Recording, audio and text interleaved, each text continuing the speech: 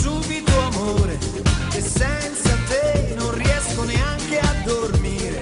Certe passioni non durano per sempre. C'erano una volta i baci, ma in questa storia politica di romantico c'è sempre stato molto poco. Salvini e Di Maio in fondo hanno consumato un flirt senza promesse, senza sparare parole d'amore.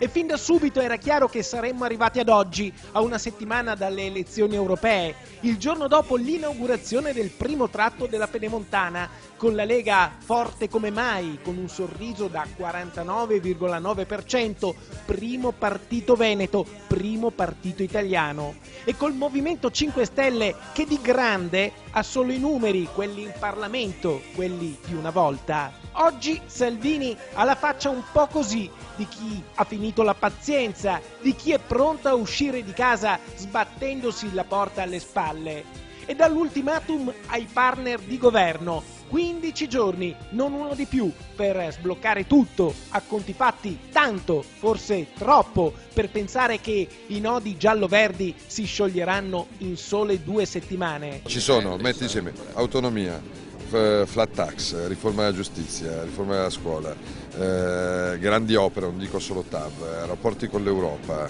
decreto sicurezza mio che è lì fermo da un tot è pronto, e quindi o si sblocca tutto.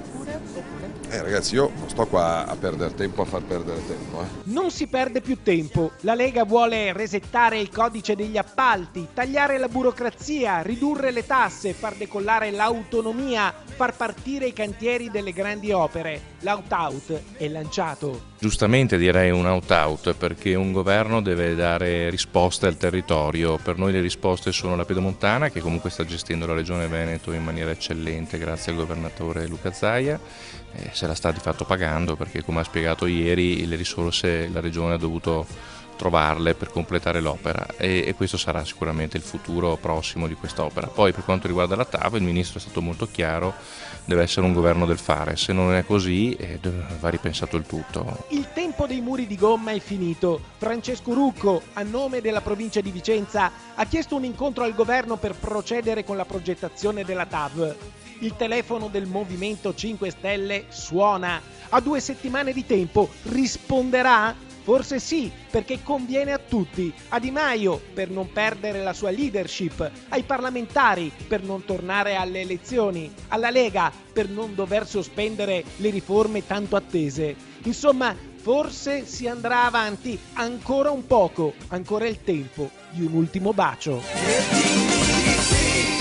Senza promesse, senza studiare le prossime mosse, perché ci piace, perché